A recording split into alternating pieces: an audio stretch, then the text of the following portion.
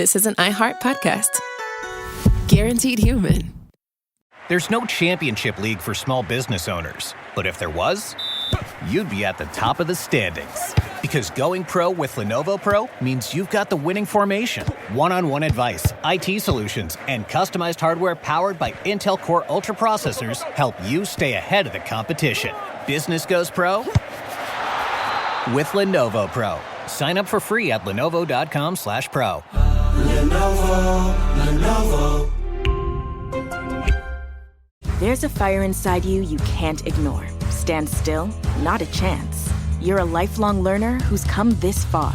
Now, we're here to help you keep going further. Capella University. What can't you do? Visit capella.edu to learn more. Well, the holidays have come and gone once again. But if you've forgotten to get that special someone in your life a gift, well, Mint Mobile is extending their holiday offer of half off unlimited wireless. So here's the idea. You get it now. You call it an early present for next year. What do you have to lose?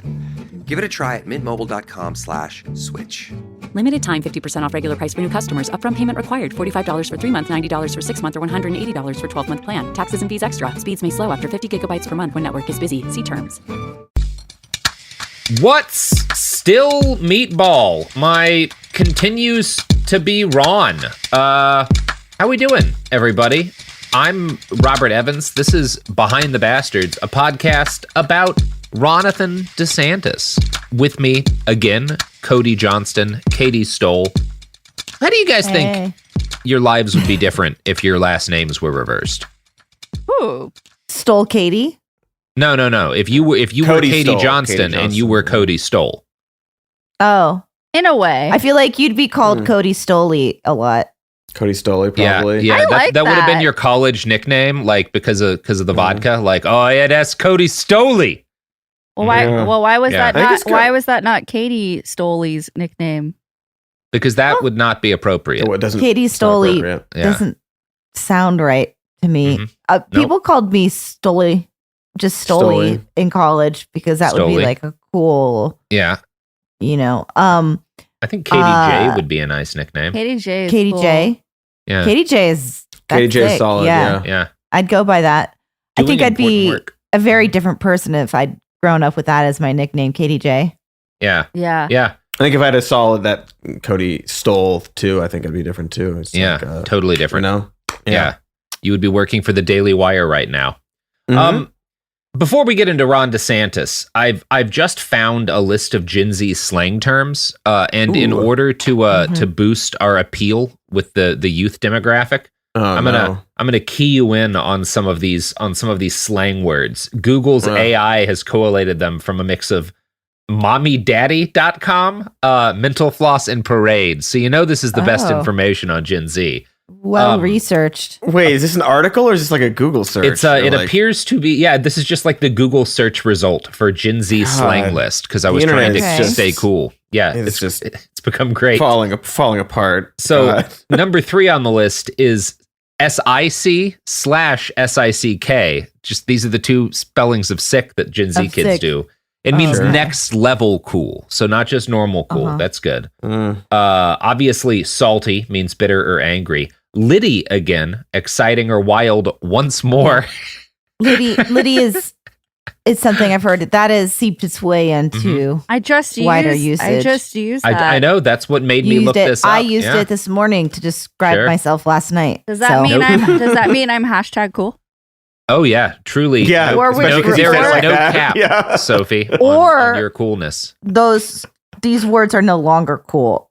Yeah, No. I've ruined it. I mean, if Also, Google is You're right. collating it with I'm personally pissed at this because dope is number 2, and like Oh, that's not a what? Gen Z term. That's That well before Gen I've- Z. Been saying it for a long time. People Yeah. before me had been saying it for a long time. Yeah, I feel like that's like an ex-millennial What else cusp do they term. have? There's got to be something good. They got Gucci. I do feel like that's solidly Gucci. Gen Z. Yeah, Yeah. They've got In terms the of, like, they've got regular they've got usage, the yeah. word Riz. They do have What's the word that mean? Riz. That is Riz. not on this list. I was gonna say, is there anything on the list that's No. correct or No. useful? No, like everything that AI puts together, it's a piece of shit. They don't even have a Riz. That's so weird. Yeah, they What don't does have Riz Riz. They mean? don't have no cap. They don't have any of that. Charisma. Riz Based isn't on here. Riz is Gen Z shortening charisma. Like you Yeah. have swag, Oh. you have swag, you have Riz. Yeah. It's more in the context of flirting. Yeah. But it is short for charisma. Anyway, this has been Gen Z Corner, where we Age we shore up ourselves. our credentials with the youngins, with the wee ones. We might Did it work? we might listen back to this So- and go, "Wow, we should cut this on account we of should how cut all of we this. sound so old." All right. I mean, people have been complaining a lot about Gen Z on Twitter lately, about them being, prudes, not liking sex and things and stuff, and Watching movies weird. watching movies weird. I just rewatched the original Bad News Bears with Walter Matthau, and I think the solution is we got to get cigarettes back in kids' hands. Yeah. Vapes aren't Oh, doing yeah. it. We got to get them smoking. We got to get them Yeah. smoking. Shortcut. We can just put them back in the mines. Put them back in the mines. What is Just that? as just I mean, as good well, for is the the- lungs. Yeah, Okay, same so thing. that's the And end we get goal some is work just done. to fuck up their lungs. It's not to make them look cool or make them generally cooler. Okay, Yeah. either I mean, way, it can- just put them yeah. in the mines.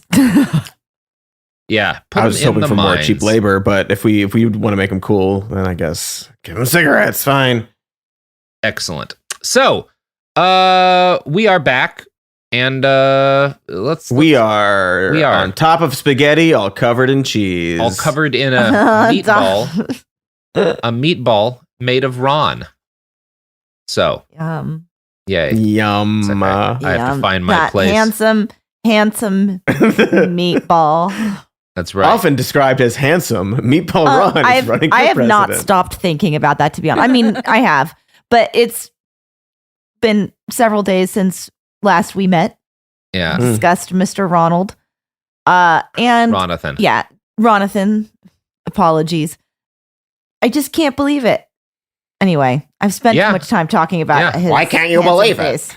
So, Ron was 33 years old when he went on his first political campaign. Running for an open district that your party dominates is a pretty sweet spot for a politician trying to break into the national level. This is kind of the easiest way you can possibly start in national politics. And the only stumbling block between him and this first step on the ladder up towards the presidency was the Republican primary, right? Because there's just not going to be a general election competition. He wins the primary, the seat is his. And luckily for Ron, his competition were all utter non-entities. So all he had to do to succeed was make himself into somebody. He opted for the smart play here and decided that rather than focusing on his opponents, he would run against President Obama.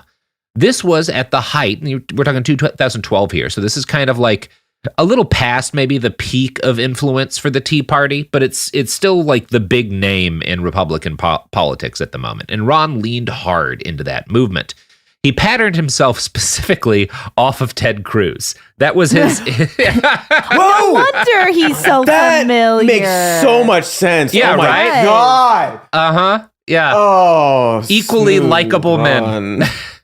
That's so funny. Perplexing. Yeah. That's so funny. That I see it. He's all I see when thinking about him. Is Ted Cruz? That's so funny. Yeah. It's on Yeah. purpose. What It is, and I think bad idea. He's just as doomed as old Teddy. That's so funny. And you get the same thing too, where like his coworkers, no one will say a nice word about Ron as a person, right? Who works with him. Oh yeah. Why 'cause would you? He's just deeply unlikable. Yeah. So yeah, he starts attacking Obama's record. He runs primarily on dismantling the Affordable Care Act, ending gun control, border shit, all that good Republican jazz. It was not Did an he do any of that? I mean, not really. No. It was not a creative line of attack, nor did it set him apart from the pack. But it was enough. He kind of is good enough at sort of leaning into these big conservative targets that he gets attention from the usual pack of right-wing funders, these different sort of think tanks and PACs and whatnot, like Freedom Works and the Club for Growth, who fund all of the really awful conservative candidates that have made life so colorful in our democracy of late. Ron also makes a habit of showing up at Tea Party rallies, and he's able to build a reputation for himself as an economic wonk. Another model that he really embraces is Paul Ryan, right? So like he's trying to do that. He really does. It's so like his instincts are so bad nationally. Honestly, yeah. You can Perfect. see it. It's perfect. It's so funny, especially like obviously, hindsight and all that. But to model yourself after Ted Cruz and Paul Ryan, and now try to beat Donald Trump in an election is just very funny. That's not going to happen, my man. You picked the two wrong guys. Yep.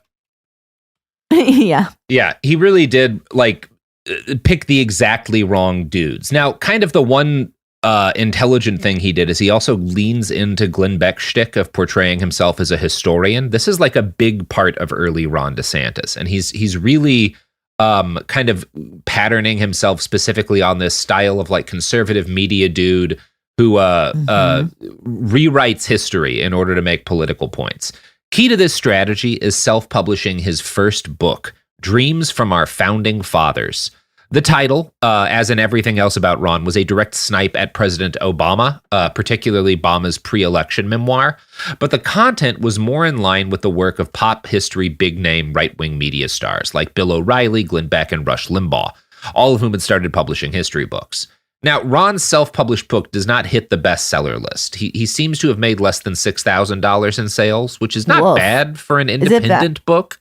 Well, he wasn't as if that's self-published. Yeah. And I guess he's not as known as he is now. No, it wasn't it wasn't a star. I am thinking of it in terms of right now, but yeah.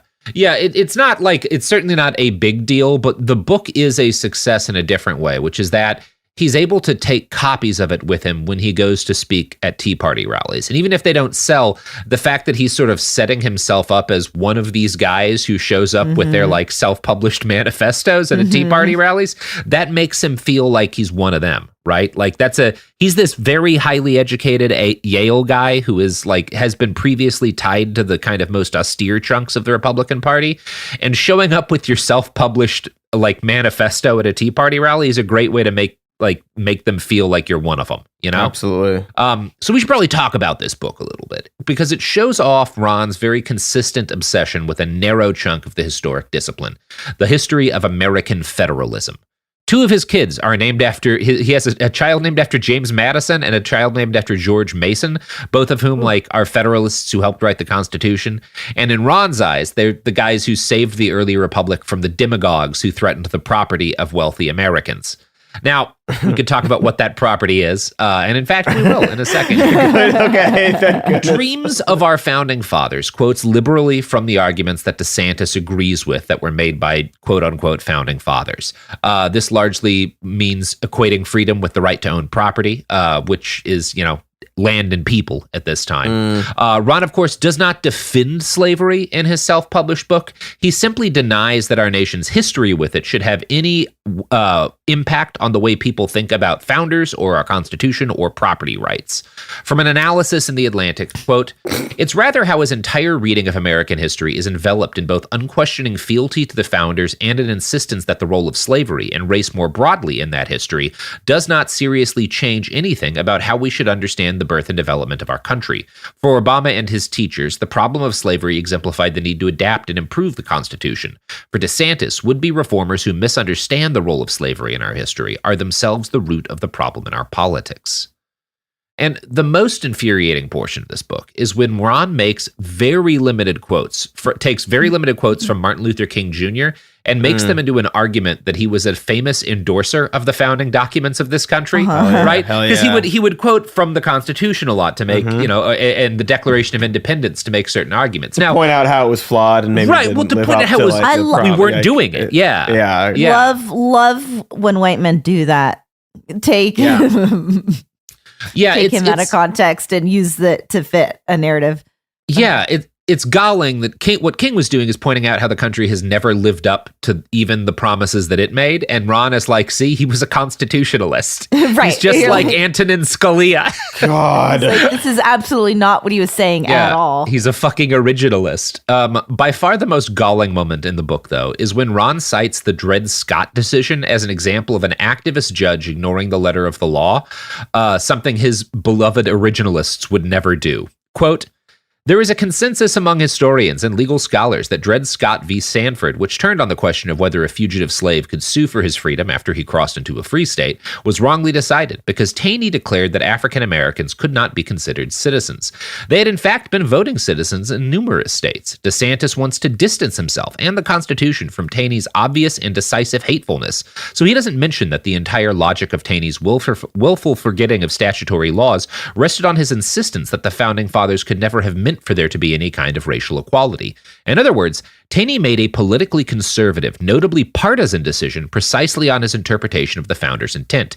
It was originalist to the core, the original originalism, where gut feelings about what the founders thought and wanted trumped actual state laws. DeSantis can't see or won't admit that it is often originalism that is selective with evidence.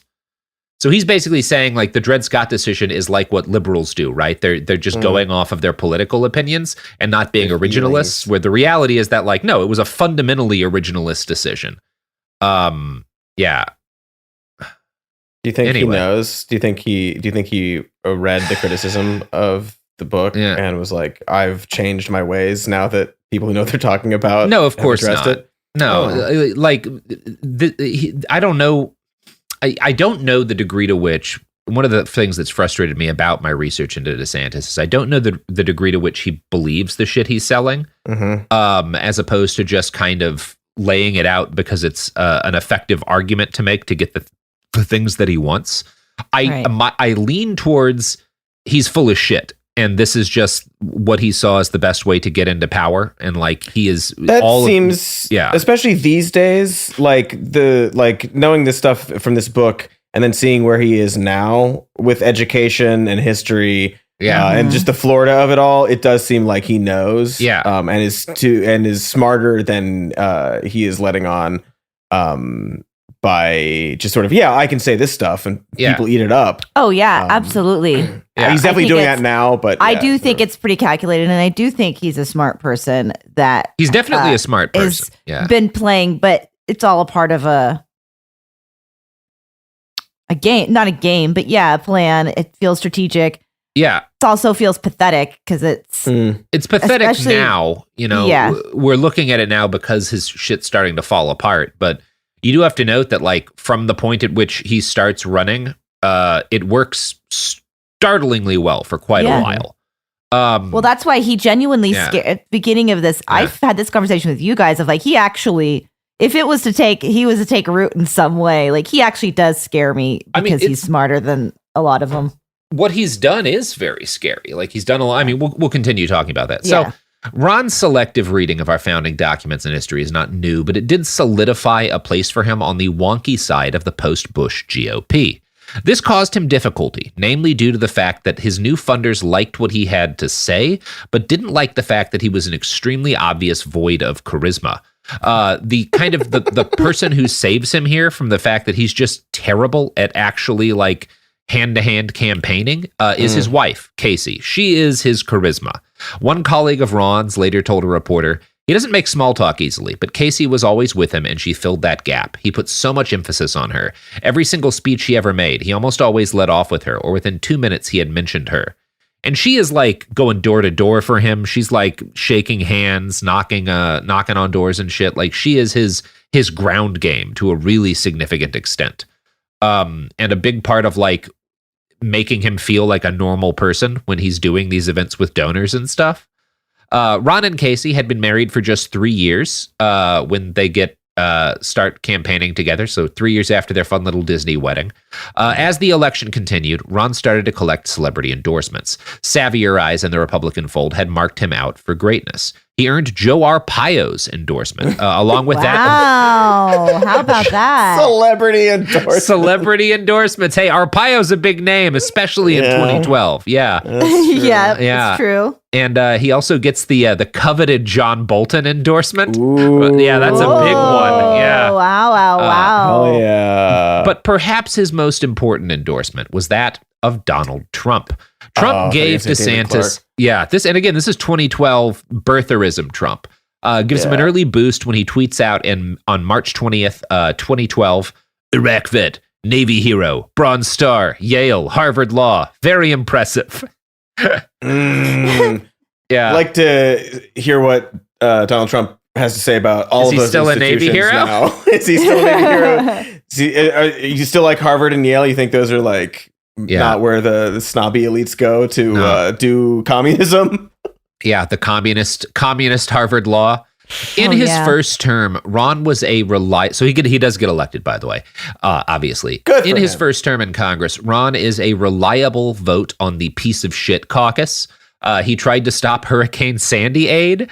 He voted to support the government. Yeah, he did. None of that. Don't help people with government money. We need that money to not spend, I guess. Cloudy with a chance of meatballs, right? Yeah. He votes to support the government shutdown. He voted against an update for the Violence Against Women Act. If you want a short idea about what a piece of shit he is. How dare everyone not laugh at that joke from Cody? I laughed. I didn't catch it. Sophie just silently. I was just silently dying. Cody, can you? I guess I didn't really laugh, but I chuckled. It's okay. It was just a reference to weather and meatballs. Cloudy with a chance of meatballs. Oh, Robert, that was good. It's fine. It was really It's good. Better than my Monet joke last week. Moan it.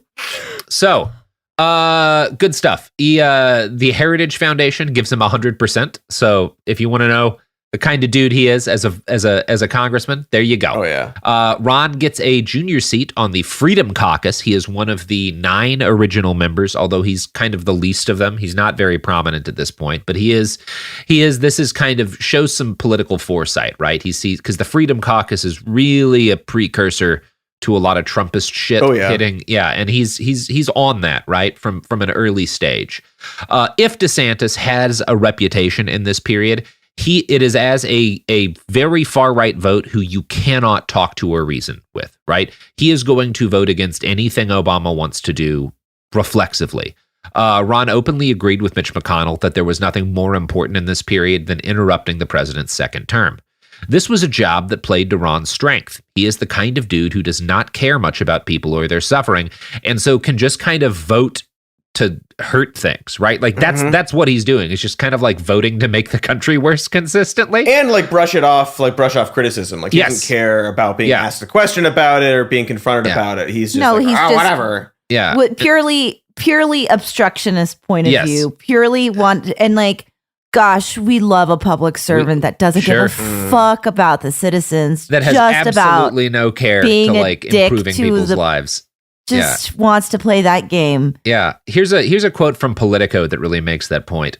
I wasn't really there to necessarily to make friends, he once told Politico. He did not. Fellow Republicans noted him as a loner who only got in close with other Freedom Caucus weirdos. Former Florida Republican Congressman David Jolly said that besides those guys, quote, I don't think he had many relationships at all. One peer, former Florida Democratic Congresswoman Gwen Graham, told Politico he wore earbuds on the floor of the House so he didn't have to talk to people. To say he was antisocial is a disservice to this term. He does not enjoy being around people. Yep. Now, Gwen has an obvious bias. She's a Dem, but former Michigan Republican Congressman David Trott was even more savage in a recent interview with Playbook. I think he's an asshole. I don't think he cares about people. Mm-hmm. That's meatball accurate, bold, accurate. But like for like a Republican to point out, like, it's like part of their, at least these days, especially, it's like, well, we're a little callous towards people, and the idea of empathy is like disgusting to us. But even to call out, like, he doesn't care about people. I think also what you're seeing with that, especially the whole, I'm going to wear headphones on the floor, I'm not going to talk to anyone. he has no interest in being a congressman as the job. He has interest in being a congressman in order to set himself up for the presidency and other higher ambitions. It's a means to an end. Yeah. And so what matters, you can't think about helping people or doing the job of governance. All that matters is getting that 100% from the Heritage Foundation, locking in donations, locking in support, locking in things you can brag about in a campaign to the worst, most active chunks of the Republican base. So he's going to put those headphones on because he knows he's going to be hurting people and he doesn't want to be confronted with their existence. He wants to be able to ignore everyone around him because he is just here to push some buttons, you know? Yeah, it's like having a private office in your ears. Yes. Which he will eventually get, Yeah. It's like, For his part, DeSantis leans into his growing reputation as like the fucking kind of a psycho. From a write-up in Politico, quote, "Look," DeSantis said, "I was not in Congress to necessarily socialize. He slept in his office. He liked being at home more than he wanted to be in D.C." So that's uncomfortable. Yeah. Like, wait, he slept in his office? He sleeps in his office. He doesn't talk to people. He sleeps in his office. He's just there to like cast the votes that get him marked down as like good by the NRA, good by the Heritage Foundation. And then it's away. He has no interest in doing this job. Great. Cool. In 2015, right as the first stirrings of Trumpism started to ooze into what had been a deceptively placid political media environment, Ron dealt with the first tragedy of his life. His sister, who was just 30 years old, died of a pulmonary embolism. When interviewed by Piers Morgan, Ron later claimed, "You start to question things that are unjust, and you just have to take faith that there's a plan in place. Trust in God. There's no guarantee that you're going to have a life without challenges and without heartbreak, and that's just a function of being human." So there you go.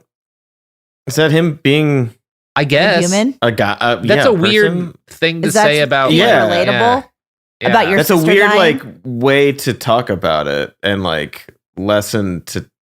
Yeah, I think a normal person would say something like, "Yeah, it's devastating. Like, I'll miss her forever." You know, something like that, like you say about a dead person. Not be like, not like this Republican argument. Well, everybody deals with shit. Like, right? It seems like trying dead, to bro. sort of take that tragedy and turn it into well, you got to pull yourself up by your bootstraps and work hard because life is unfair. He's also taking it into some sort of as an opportunity to paint himself as a masculine, tough type, as someone who can handle anything that, I'm sure he's hoping to come across as a strong. Stuff happens. That's life, Yeah. It's like, why are you complaining about your problems? Look at me. It's like, But we all, it also just reinforces, the bootstraps mentality, which the idea that we all can just buck up and everything's fine. I think what this best embodies is that he is always relentlessly on point in this period of his life, right? This is the answer that you give because it furthers your political reputation as the kind of conservative who can get elected, right? Like every single thing that you say in public, every word, every action is based on building your future presidential campaign. Like that's who he is. If that's how you're thinking, that's exactly what, then that's the move and that's what you do. Yeah. Yeah. When the 2016 election got well underway, Ron was as blindsided by Donald Trump's rise to prominence as anyone else. This is evident in the fact that he kept his fucking mouth shut for much of the primaries. And when he did speak out about the controversial GOP frontrunner, it was mainly to dissociate himself from Trump. He said in one interview that Trump's 2012 tweet had not been an endorsement, and he made it clear that he'd never met the man. So he actually, this big deal endorsement he gets as a first-term congressman, he's like, "Oh, that wasn't an endorsement. That was just a nice tweet about me. I've never met the guy. Don't know him." No opinions. And I think this is probably fair to see as a limitation in his political instincts, right? He was not someone who right away saw Trump coming. Yeah. And I think this makes sense. Like, he's a structure guy, right? He plays well with the Republican Party, and he plays well with the kind of engine of donors and think tanks and whatnot that support that party, and particularly its far-right flank. But as soon as he encounters someone who is running outside of that structure, threatening to upset it and remake it, he freezes, right? He's just not ready to deal with this. It's just that weird, like you're courting this aspect of the party and politics, but you don't really necessarily realize the end game or like where it's headed, and then it happens and like, well, but the machine is good. What's this guy trying to wreck this machine? I think it speaks also to like the fact that he modeled himself sort of after Ted Cruz, who also had a similar thing where it's like, I don't know what to do here. And his wife's called they ugly. don't know what to hate him or to kiss him or to copy him or to. Yeah. And then you get that sweaty phone call picture of Ted Cruz just like begging for votes. It's so funny. And it is like, it is kind of worth noting that from all of the evidence we have, it seems that Ron hated Trump on sight, or at least saw kind of making fun of him as a profitable enterprise. One of his former staffers told Vanity Fair, Ron made more fun of Donald Trump than anyone I know. And another added, he thought Trump was fucking nuts. So again, very much not on the Trump train initially. But when Trump starts making this inexorable progress in remaking the Republican Party in his own image, Ron is kind of focused continuing his pace towards the White House. He's in his second term by early 2015, and he's already made a lot of connections among the Heritage Foundation think tank set who determine where campaign funds are going to go. So when Marco Rubio announces that he's going to run for president and steps down from I'm not going to run for re-election for this Senate seat, a representative for the Club for Growth calls Ron and is like, hey, Marco Rubio's definitely headed to the White House. Do you want to run for his Senate seat? I'm going to quote from Politico here. In May 2015, less than a month after Rubio announced his presidential candidacy, DeSantis announced his Senate bid. He had the post-haste backing of the same array of conservative groups, Senate Conservatives Fund, Freedom Works, the Club for Growth. And a year after he got called back to the breakers at a luncheon at the Republican Party headquarters in Highlands County, Florida, DeSantis spelled it out. I was the only U.S. Senate candidate that spoke at the Koch brothers Donor Summit, where they have all their organizations that get involved in these races. You have everyone from the Club for Growth on, so we built a huge network of supporters that will be able to turn on. The most important decision Ron DeSantis made that led to his eventual election as governor, a high-profile national Republican consultant said, was running for Marco's seat in 2016. DeSantis, he said, was able to go network a group of billionaires that he otherwise couldn't have done as a congressman. And this is, he doesn't get this seat, right? Because Rubio flames out and returns to his seat. But because he had been willing to play ball and run for this to keep it, in-house and whatnot, and made all these connections, that's what political insiders will argue is what lets him become the governor of Florida. Is at least what gives him a fighting chance, right? Or I would say that makes sense anyway, yeah. Yeah, because he shows himself as a team player to these money guys. Yeah. Team player, tool for them, whatever you want to call it. Yeah, but he is bragging about being a tool of the Koch brothers in this period. Exactly. Yeah. Like, I'll do whatever. I give me the money. I'll do the thing. Yeah, I'll do the thing. I'll do the thing. I'm Ron DeSantis. I bake the pizza meatball. That's it. That's perfect. Sophie, perfect, excellent. Let's replace our audio sting into and out of every episode with that. No. She's like noting it. Here's a spicy edible. God almighty, that's embarrassing. Shameful. Are you supposed to do ads? Yeah, we're doing ads. That was that's what we just did. Oh. There's no championship league for small business owners, but if there was, you'd be at the top of the standings. Because going pro with Lenovo Pro means you've got the winning formation. One-on-one advice, IT solutions, and customized hardware powered by Intel Core Ultra processors help you stay ahead of the competition. Business goes pro with Lenovo Pro. Sign up for free at lenovo.com/pro. Lenovo. Support for the show comes from Public, the investing platform for those who take it seriously. On Public, you can build a multi-asset portfolio of stocks, bonds, options, crypto, and now generated assets, which allow you to turn any idea into an investable index with AI. It all starts with your prompt. From renewable energy companies with high free cash flow to semiconductor suppliers growing revenue over 20% year over year, you can literally type any prompt and put the AI to work. It screens thousands of stocks, builds a one-of-a-kind index, and lets you backtest it against the S&P 500. Then you can invest in a few clicks. Generated assets are like ETFs with infinite possibilities, completely customizable and based on your thesis, not someone else's. Go to public.com/podcast and earn an uncapped 1% bonus when you transfer your portfolio. That's public.com/podcast. Paid for by Public Investing. Brokerage services by Open to the Public Investing Inc. Member FINRA and SIPC. Advisory services by Public Advisors LLC, SEC registered advisor. Generated assets is an interactive analysis tool. Output is for informational purposes only and is not an investment recommendation or advice. Complete disclosures available at public.com/disclosures. Time for a sofa upgrade? Introducing Anabay Sofas, where designer style meets budget-friendly prices. Anabay brings you the ultimate in furniture innovation with a modular design that allows you to rearrange your space effortlessly. Perfect for both small and large spaces, Anabay is the only machine-washable sofa inside and out. Say goodbye to stains and messes with liquid and stain-resistant fabrics that make cleaning easy. Liquid simply slide right off. Designed for custom comfort, our high-resilience foam lets you choose between a sink-in feel or a supportive memory foam blend. Plus, our pet-friendly, stain-resistant fabrics ensure your sofa stays beautiful for years. Don't compromise quality for price. Visit WashableSofas.com to upgrade your living space today. Sofas start at just $699 with no risk returns and a 30-day money-back guarantee. Get up to 60% off plus free shipping and free returns. Shop now at WashableSofas.com. Offers are subject to change and certain restrictions may apply. We're back. What's you guys' favorite way to do an offensive Italian accent? I don't, because I'm partially Italian, so it's not offensive. I'm very Italian. Yeah. I think it's the one we've just been doing. It's a Mia Mario. Oh, I love what to do. I take my baths in a pesto sauce. Insurance fraud. Ho. I do take baths in pesto sauce. You do. Yes, you do. yes. And I commit a lot of insurance fraud. There you go. The perfect Italians. The perfect Italians. That is how my family came to this country.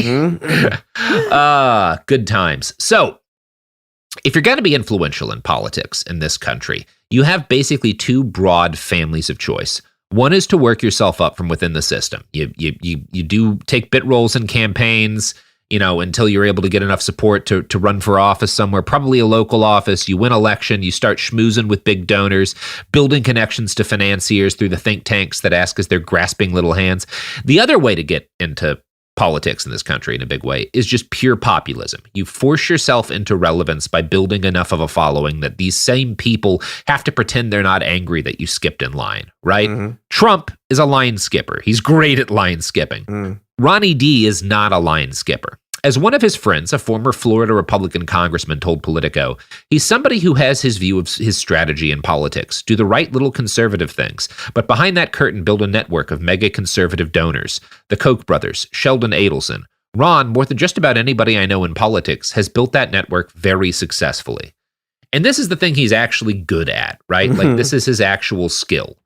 David Bossie, the president of Citizens United and former deputy campaign manager for Trump, has given DeSantis credit for building an operation with, quote, very Trumpian tones during Trump's first campaign. I actually don't think this is accurate. Bossie now works on DeSantis' campaign, which is why he's saying this. But my take is that it would be more accurate to say Ron and Trump focused on the same issues because those issues have been issues for Republicans as long as most of us listening have been alive. Cutting entitlements, border security, culture war shit against elites. But those are just surface similarities. Ron has always gone after those things in a pretty normal conservative way, whereas Trump went after them in a populist wildcard way. Given his legitimate, I don't know. That's I think Bossie's full of shit there. Anyway, and I think also especially now, Ron is doing a clear terrible Trump impression, right, and not doing like he's sort of like off the grid in terms of like what he's used to, it seems, and that's part of why he's sort of floundering. He's like, well, this is not what I thought politics was supposed to be. I did the things I'm supposed to do, and now I gotta be this freak. He's very much out of his depth in what he's trying, in the tact that he's taking here. Yeah. You're out of your depth, Ronnie. Exactly. Ronnie. Perfect. Mm-hmm. Yeah. Excellent. Okie dokie karaoke. So sorry. Given his legitimately impressive history as a ball player, you might expect Ron to have played on the congressional team. And he did. But by all accounts, he did not make an impressive impact, nor did he devote much time towards it. The only impact baseball was to have on the rest of his career so far is that he left congressional baseball practice in the summer of 2017, just before a gunman opened fire. By the time 2018 rolled around, Ron was ready to take another shot at the brass ring. In this case, it was the governor's seat in his home state of Florida. And again, he is running to be the governor of Florida, not Flo Rida, the beloved musician who represented San Marino in 2021. Just want to really be clear about that because we keep getting confusion. Yeah, the last episode, people were. You're telling me my face, and I'm still confused. I was certainly confused and confused. I still think it's Flo Rida. Well, I think the only way to solve this is induct Flo Rida into the United States. Sure. Yeah. Sure. Yeah. And I think for the flag, we just get rid of the other 50 stars and just have one big star on the flag that represents Flo Rida. United. Because that would be our biggest star. Yeah. Yeah, that's right. That's right. So, still no idea what song that guy wrote. He's got to have at least one, right? That was popular. I believe he does. Yeah. Otherwise, San Marino wouldn't have sniped him. So, his opponent for the Republican nomination, Ron DeSantis, not Flo Rida, was a guy named Adam Putnam, a career politician who had been in office, some kind of office, since he was 22. At one point, and this is, I think, funny, Putnam is clearly a guy who, like, is at one point in his career a conservative wunderkind, right? Like, he's starting office in his, like, early 20s. He's one of these, like, go-getter youth Republican that the party sees as its future. But shit starts to change on a dime with Trump. And Ron is like, well, I can make hay by portraying Putnam as this like out of touch rhino careerist, you know? So he uses his connections to get a meeting on Air Force One where he makes his case to President Trump. This was an important meeting. No one else's endorsement mattered if Trump was on his side, and no one else could save him without Donald. Now, DeSantis has been putting in groundwork here. He like started for months prior to this, about a year or so prior to this, really hitting against Trump attacks on social media and stuff. And this is kind of a shallow thing, just the fact. And whenever he goes on TV, he'll defend the president, right?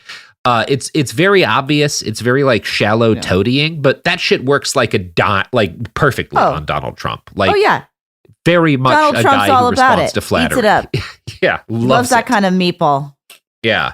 So they have this meeting, and DeSantis' chief of staff later recalled, what President Trump saw in DeSantis was somebody that was fighting for him and his agenda on Fox News, whether it was Fox News or on Fox Business. And DeSantis had a pretty smart strategy to use his committee responsibilities and find ways to insert himself into the national debate and get booked on TV. And we obviously had a lot of media requests beyond Fox, but you know, members of Congress know what shows the president watches and what he doesn't. Yeah, they do. Yep, and it works. Trump tweets an endorsement soon after this meeting. Ron wins his primary handily, and he makes frequent use of Trump's support, name-dropping him 21 times in a single debate.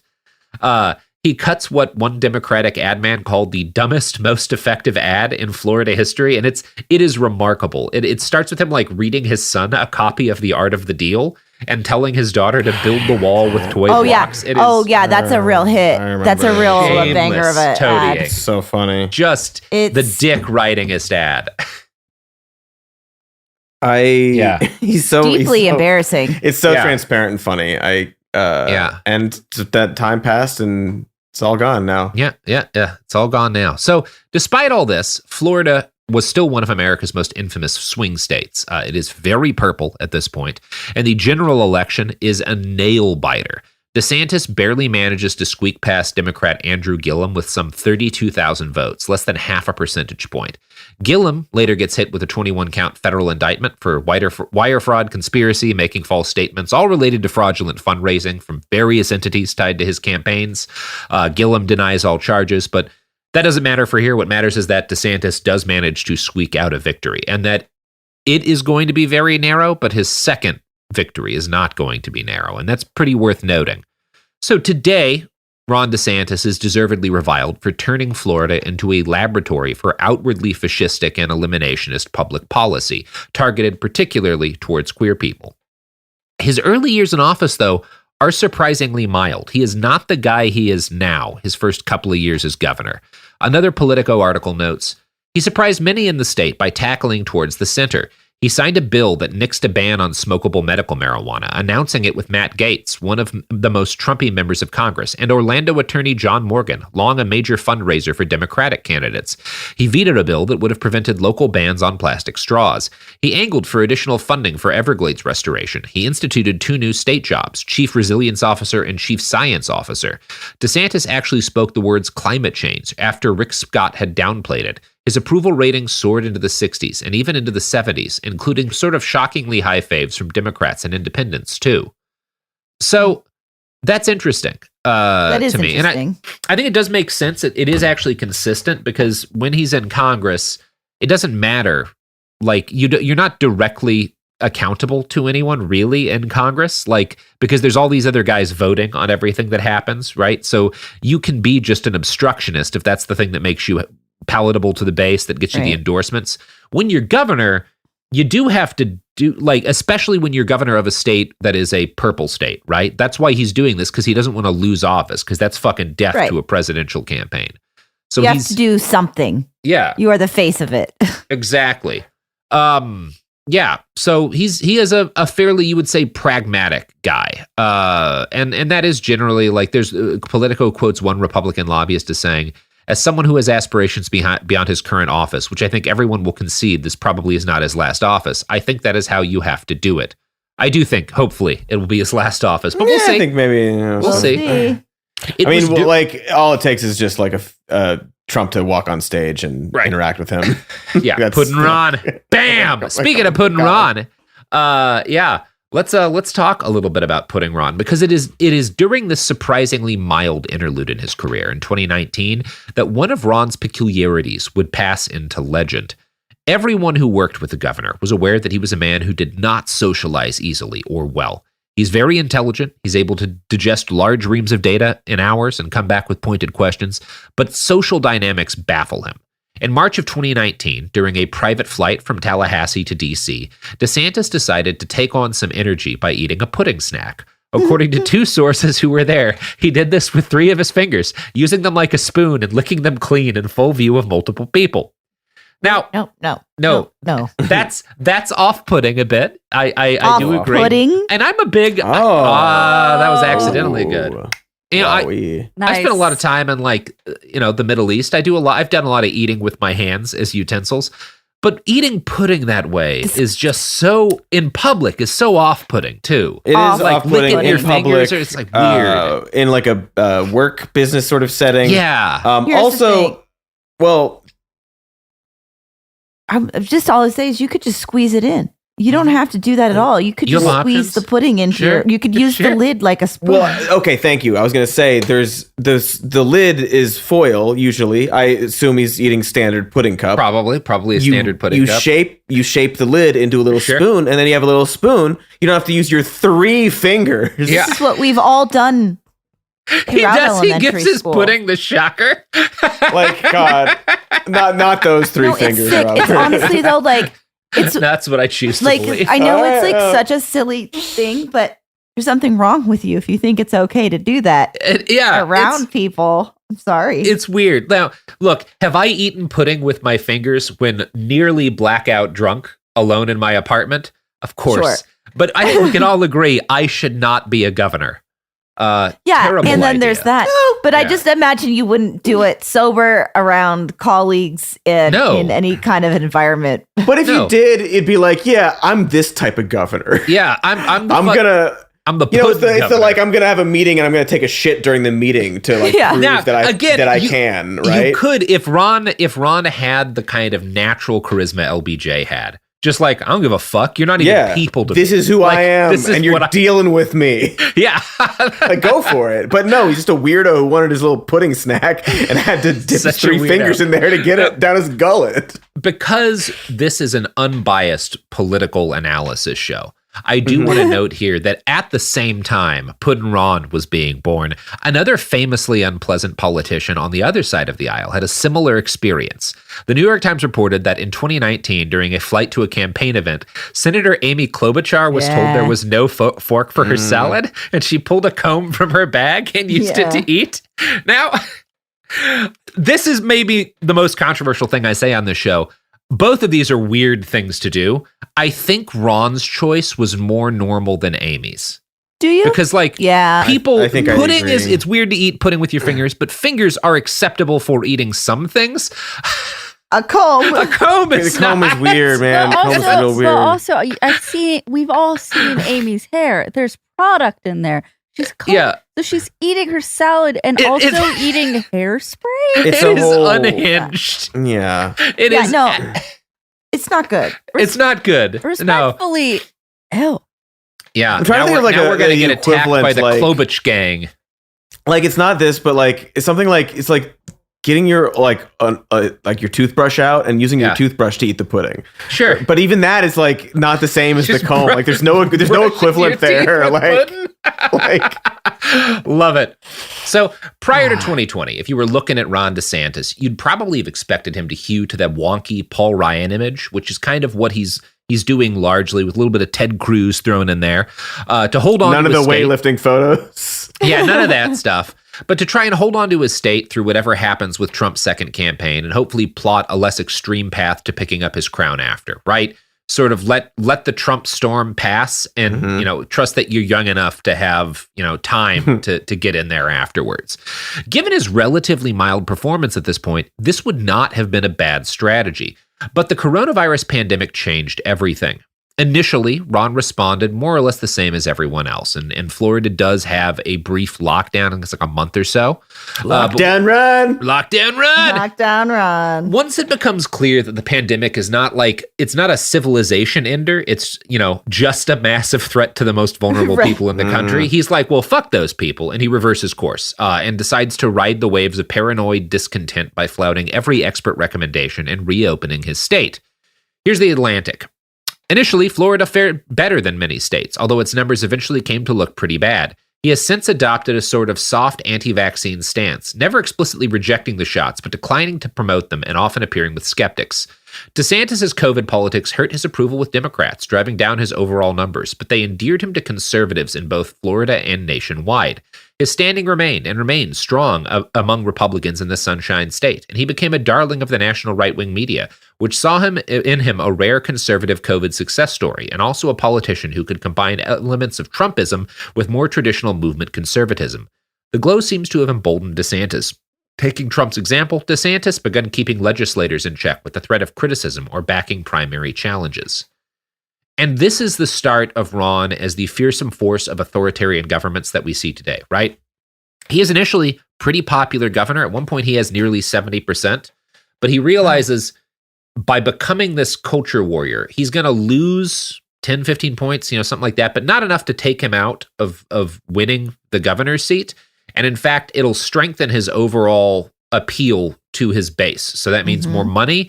And crucially, not just does it mean more money, it means he doesn't actually need to have any sort of buy-in from the left in order to govern, because he can get all of the legislators in Florida lockstep behind him, because since he is so popular with the base, he can be like, look, if you don't do exactly what I fucking want, you're out of here. Like, I will endorse your opponent in a primary and you're fucked. And that's what's allowed him to push through a lot of the stuff that he's done that's really unpopular. It's interesting to see when you're laying it out like this, how quickly it's not that he ultimately wants, we've talked about it this whole time, just how he's adopted this persona over the period of time, but it's been a relatively short period of time with this latest iteration of Ronald. Yeah. Ronathan. Yeah. Yeah. You know what else articulates well, Katy? Is it something articulate with advertisements? Yeah. We are actually sponsored entirely by Ron DeSantis. Oh. So, yeah. Here's Ron. Hi, I'm here to be your president. And you know what I don't like is not pudding. I love pudding. That's a really that was good. That was wonderful, Cody. Wow. So sorry, Katy. Really perfect. I have a question as we come back from break here. Sure. Do we think that there should be some kind of test for elected officials where we give them some kind of food and no silverware and see what they do? And if it's absolutely, it's a great idea, Sophie. That's one of the best ideas I've heard. Yeah. I feel like in a long time. And I feel like there's like a scale, and it's like, were you on the comb and the salad, or were you, just, as Katy, did you improvise as Katy suggested, you eat the pudding without putting your fingers in it, because I mean, what I would really like to see, you would have to do them everyone at once, but all of our elected leaders, you get it once, you put them in a room, and you have them eat like a sandwich or some hummus or something that you have squirted dish soap into. And you film them while you do it, just to see. You don't tell them. You who powers through it, right? Who does it? Well, how good are they? It's at like, it? Right? Are you gonna say something and be like, this tastes weird? Or like, are you gonna sort of, have you had hummus before? Do you know what it's supposed to taste like? Do you know that it's not supposed to taste like soap? Or are you like, oh yeah, I love my soapy hummus. It's got that soapy taste that we all know and love about hummus. Just maybe one of them will take the initiative to say, hey, don't eat this. It's got soap in it, but probably not. Tastes fucked up. But it is also it's an opportunity for them to prove themselves to be a good leaders person as well. Leaders taking initiative. You find out if some of them goes, did you put cilantro in this hummus? Yeah. And you find out who has bad taste buds. Yeah. Because we should not, I think we can all agree, you should not be able to hold office if you've got the gene that makes cilantro taste bad to you. Mm-hmm. Yeah, I mean, for sure. I mean, I don't think those are even really people. I just feel like we're making really good rules right here. Where I agree. And I feel like the food without soapware thing should be live streamed. Yeah, for sure. So, we can do it. We can film it in front of a live studio audience of those Philly sports fans from part one. Well, I mean, you know what we're doing though? We're just sort of like paving the way for another Trump presidency. Because if he eats the soapy hummus, he's just gonna be like, this is bad. Like, what are you doing? Give me a Diet Coke. Like, he'll just like he'll bulldoze the entire room. Yeah, you're right. Dangerous games. Anyway, here's a dangerous ad.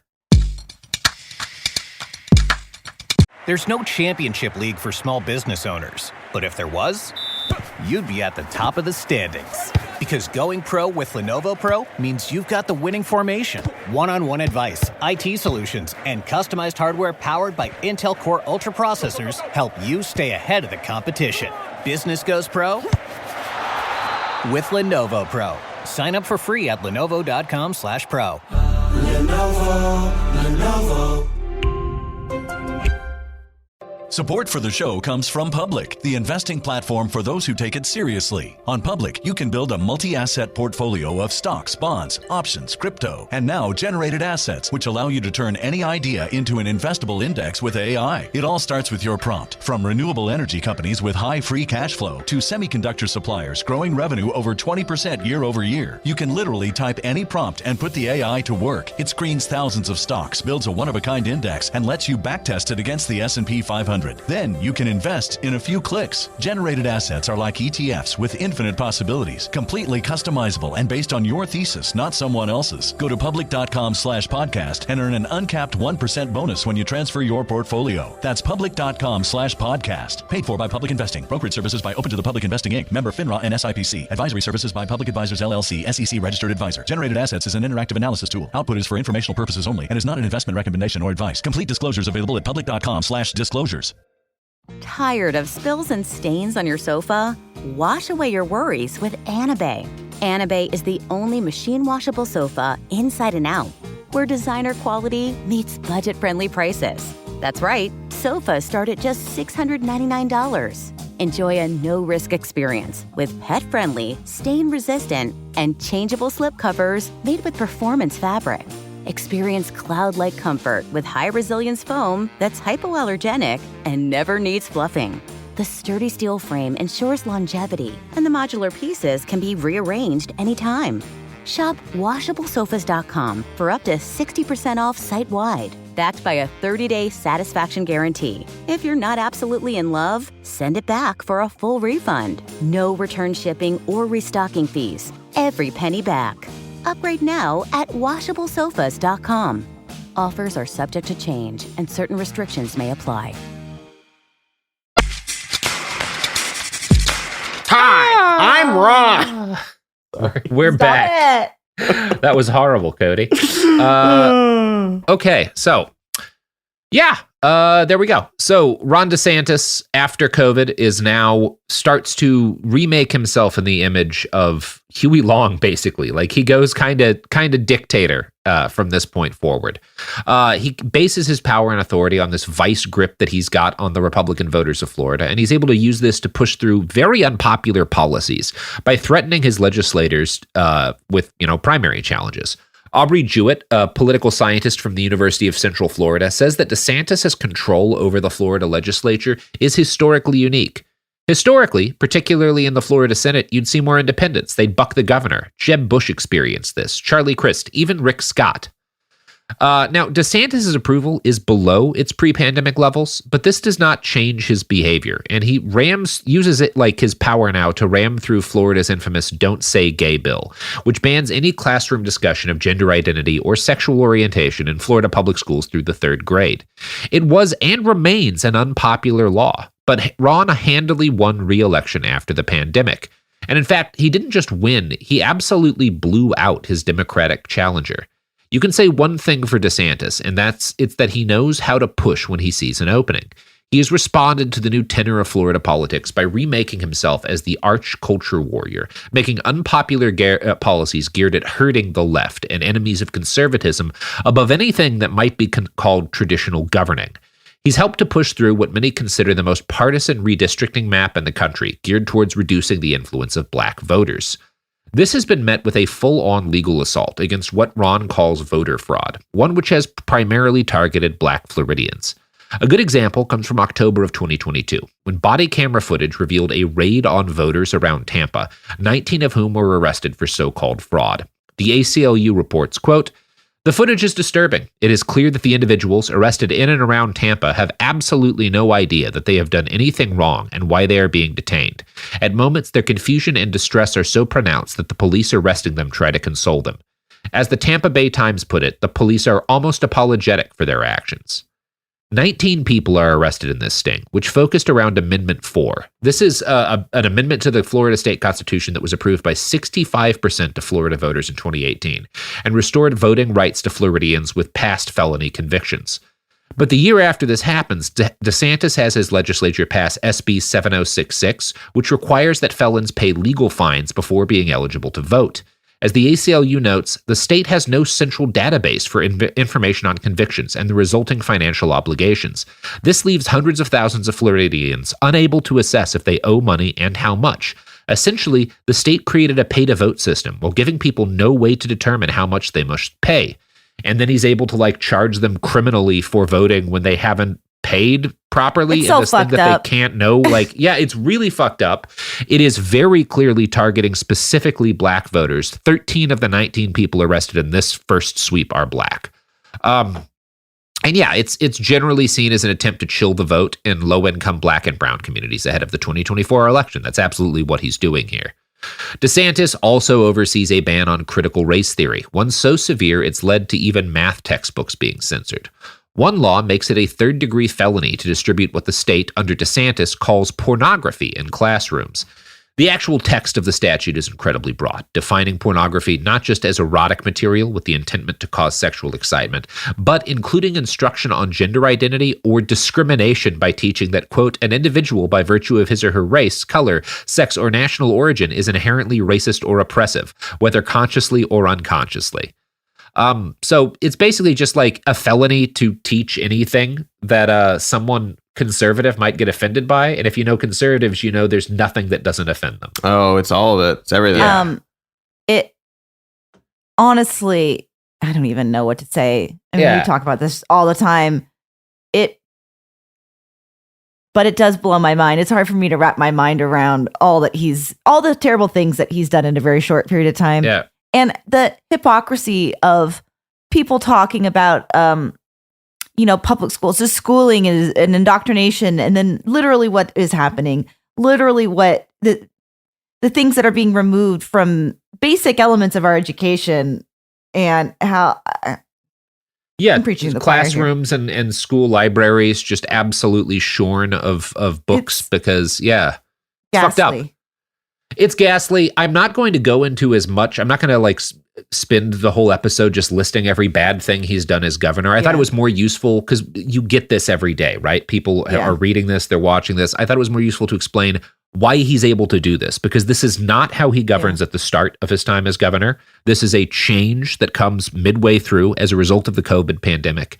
And it's important to know that he is able to get away with pushing so many unpopular policies because of how he gains control over the state legislature. That's what I wanted to kind of get into, because that's actually a really useful thing to understand, in part to prevent future authoritarians like DeSantis from doing similar things in other states. You need to at least understand how he got to be able to do all this shit, right? Now, this is all awful. None of it, though, has stopped DeSantis from winning re-election. There's a lot of articles from right before his re-election campaign that are like, is COVID, is his hard right tilt, is this all going to like hurt his chances of winning? Because he barely squeaks it by the first time.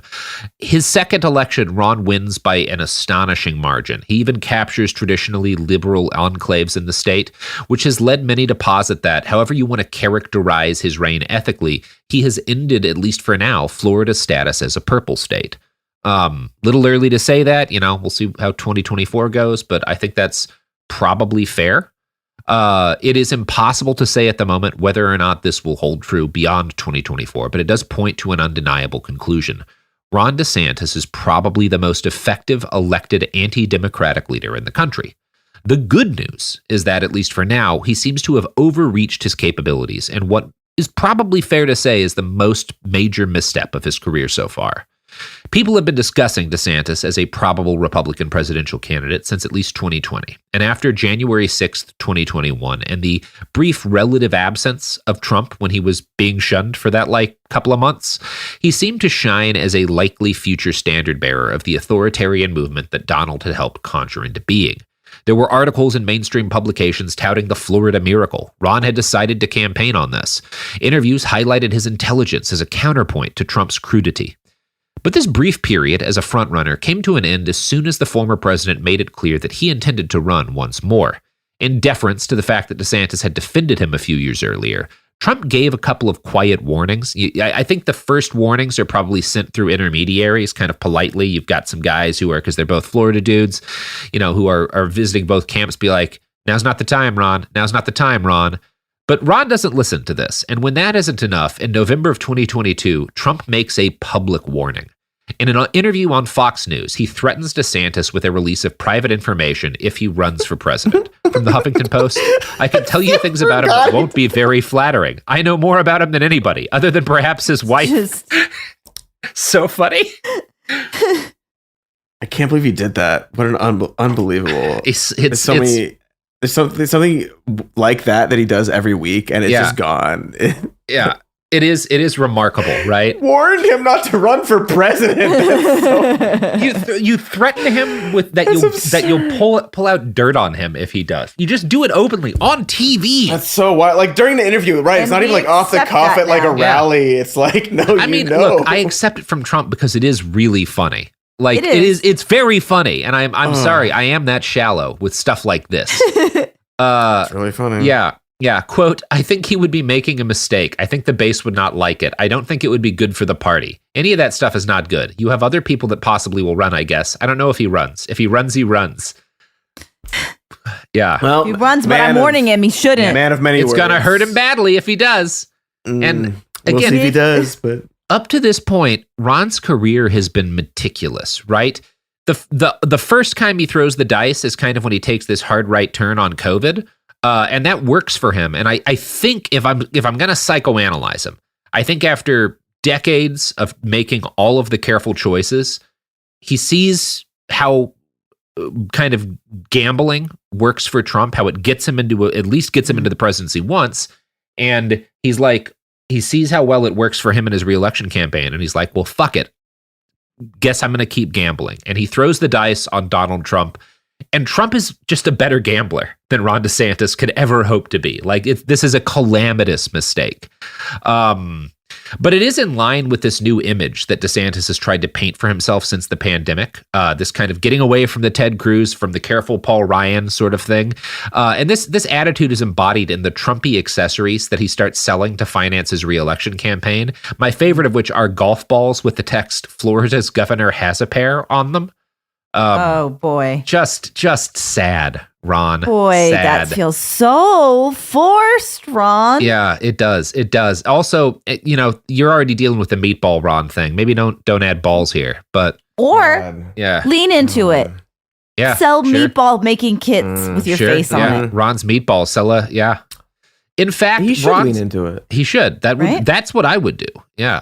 His only strategy seems to be running against Trump as a better Trump, which is a risky move against a man with so much personal popularity among the same base. And sure enough, as soon as Ron sets himself against Trump, all of this dirt on him starts to spill. Out come articles noting that he's had 3 chiefs of staff in 3 years at Congress, and then 3 more in 5 years as governor, right? Like he's got all this turnover. Nobody likes him. He can't keep a team together. One of his former strategists let slip to Vanity Fair that Ron and Casey, quote, use people like toilet paper, and that there's an unofficial support group of former aides. This might just be dismissed as politics, if not for the fact that the DeSantis campaign has seen even more rapid turnover since then, bleeding nearly all of its hires over the course of a year that's seen him go from the best funded candidate on the Republican Party to broke, and so reliant on his super PAC that Trump's campaign recently made a public warning against Republican candidates coordinating illegally with their super PACs just to stick at Ron a little bit. So funny. Yeah. Yeah, it's very funny. Just a foolish thing to do. Aside from all the things that you're pointing out, why would you try to out Trump when you're so severely unlikable? It is That's probably a hard thing to accept about Trump, yourself. but he definitely has some charm and charisma because he was on TV for decades as a famous guy. It is hard to sort of necessarily assess yourself like that and admit it, even if you are a little pudding fingered, man. Yeah. He's really far deep at this point, and he's really gone down the path. Yeah, he's locked in. Yep, he is locked in. It's interesting to me because it's very much you've got this boxer who's just famously good right hook, just knocking dudes out left and right, and he's a heavyweight. And you're sometimes you box at the local gym with your friends for fun, and you see this guy, maybe he's doing some sort of circus thing. He's just pounding dudes, right? Challenging guys from the crowd. He knocks 4 or 5 dudes out, and you're like, you know what? I bet I can take this man who's twice my body weight. Yeah.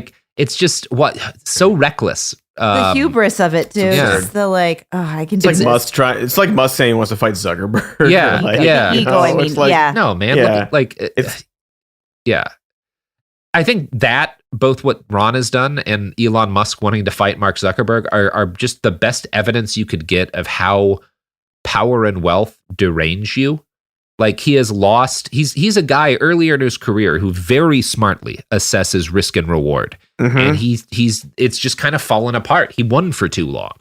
That kind of thing. Oh yeah, no, it breaks your brain. It breaks you. It turns you into a meatball. Yeah, into a meatball, a ground up little meatball. Yeah. And so, alongside Trump, DeSantis has chosen to pick a fight with Disney over the extremely mild resistance the company put up to his anti-LGBT Good luck on your vow renewal, DeSantis. Yeah. It's very he tries to revoke their special tax status, and then Disney uses their much more expensive lawyers to cancel a lot of this out. They should have revoked his marriage. Yeah. Disney has the ability to do that. They are like the Pope. And it's very funny, former RNC chair Michael Steele was, after all this happened, is once you lose a battle against Mickey Mouse, it's kind of hard to take you seriously. I mean, Max Stepanovich, you lose a fight that you started. Yeah, that you started with Mickey Mouse. Max Stepanovich, an influential figure in Tallahassee politics, told Politico last year that DeSantis had to resist becoming the protagonist in his own Greek tragedy, claiming the governor's key rival is not Trump, but hubris. I might also add what I said. Yep. His own awkwardness too, putting Ron. His laughing and then scowling. Yeah. In that the span Nazi of half a second. That one of his Nazi ad didn't help. No, that sure doesn't help.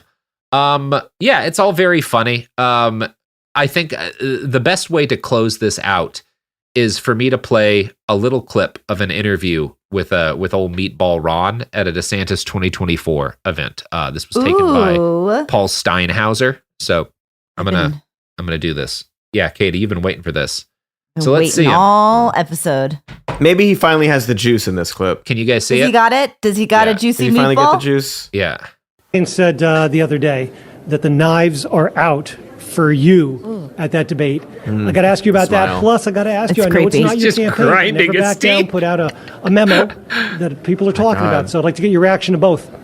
Well, on the memo, it's not mine. I haven't read it. And it's just, I think it's something that we haven't put off to the side. But in terms of the debate, look, I know from the military, when you're over the target, that's when you're taking flak. And if you look really in the last 6 to 9 months, I've been more attacked than anybody else. Biden, Harris, the media, the left, I feel other like Republican candidates. And 4 times indicted president is probably more attacked the biggest than threat. So we view it as positive feedback.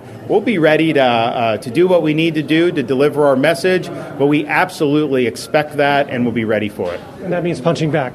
It means yes. It means defending ourselves, but more importantly, showing why we are the leader to get this country turned around.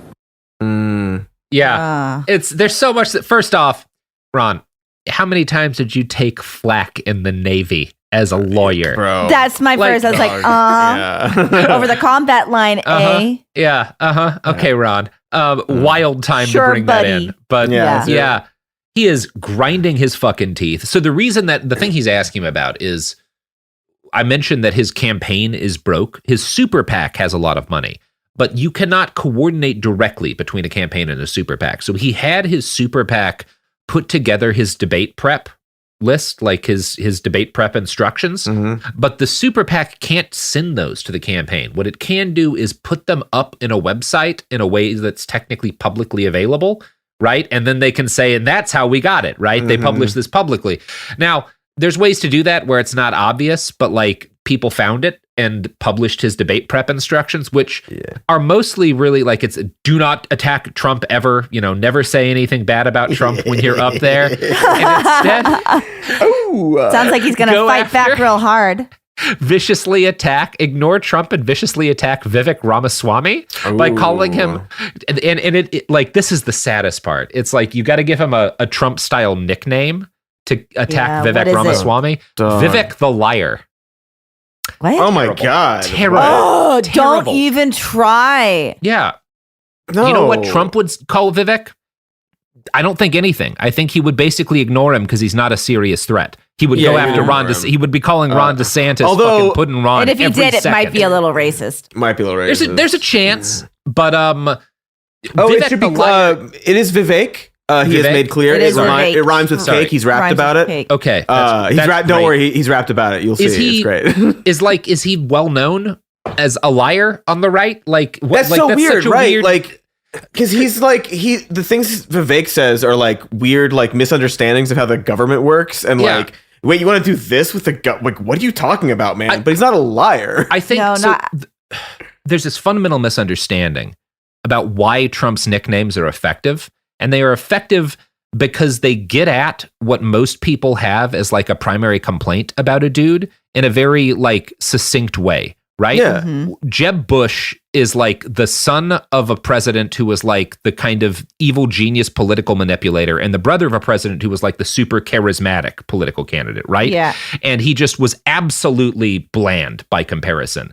Low energy Jeb. Right? He's desperate. Like, it's the thing that hurts him the most, right? Like, he knows that about himself. Ted Cruz, Lion Ted. You call Ted Cruz a liar because Ted Cruz is a fucking liar, and everyone knows it. He exudes lies out of his pores. He sweats lies. You can tell. My guess, talks like a liar. Yeah, for the Trump, if Trump was going to do a nickname of Vivek, is nobody Vivek, right? Like he's nothing. He's nada, right? He's a zero, because he is a zero. Yeah, vapid Vivek, something like that gets at his like that he's not a serious candidate. He's just there for his books and stuff, and that's Yeah, vapid Vivek. That's a good one, Katie.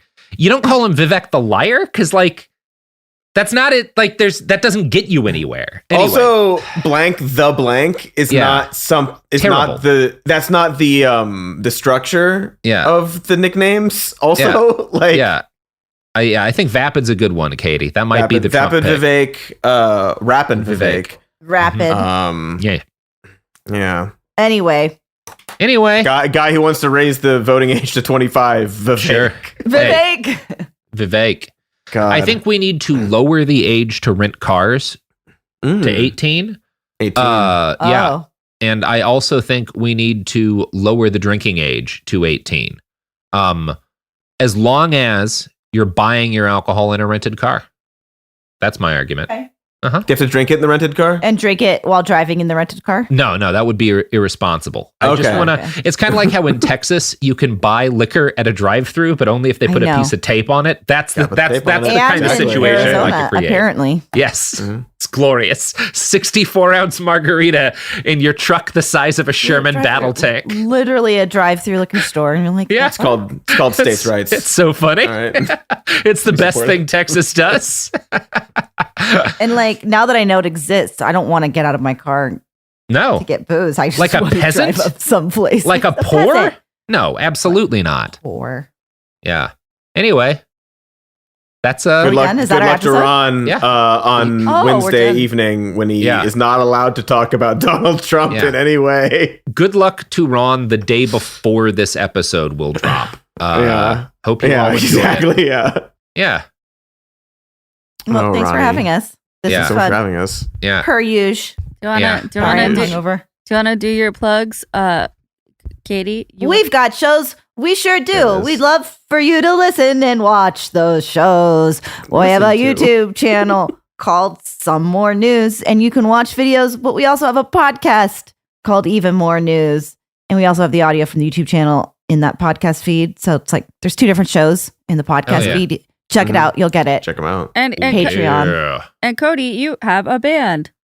Oh, that's so true, Sophie. Oh my God, what a great point from Sophie. Once again. Have a band. Absolutely. My band is called The Hot Shapes. You can find them on Bandcamp and SoundCloud. And maybe streaming where you stream songs, I think. I tried to do that. I don't know. Check it out. And Robert, you have a book. I